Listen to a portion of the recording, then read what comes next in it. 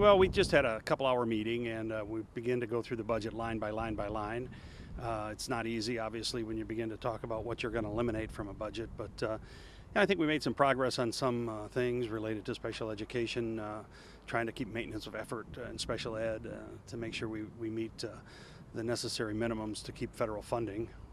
What's been decided for higher education?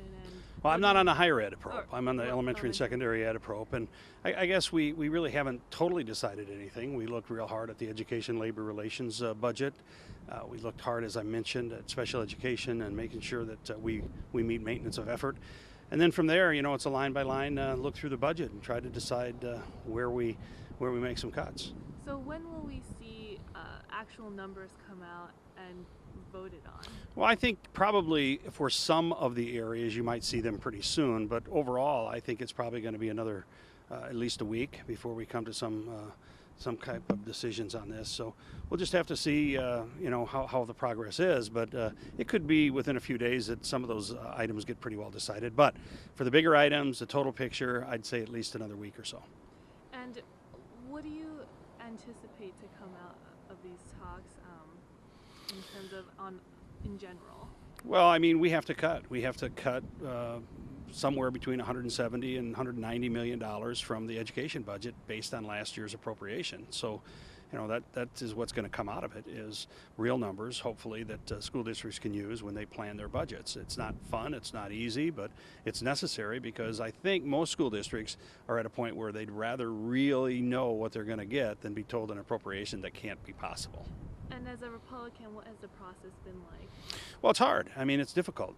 Most people do a pretty good job of trying to rationalize why their line needs to go up, not be cut.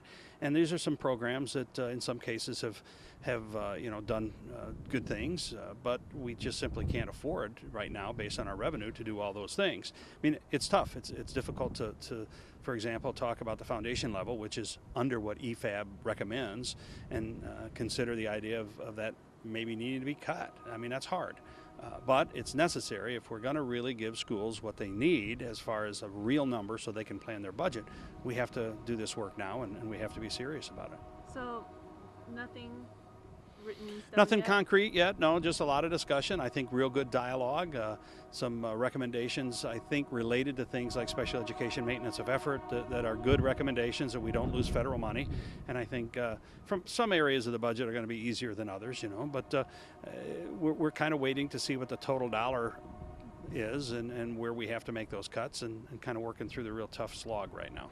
And after the House goes to the Senate conference meeting and then to the governor? Well, we'll see. This is a long process. This is the beginning of it, and hopefully we'll come up with, something that's going to be fairly close. But there's two houses for a reason, and then there's a governor's office for a reason. All these perspectives need to come into play.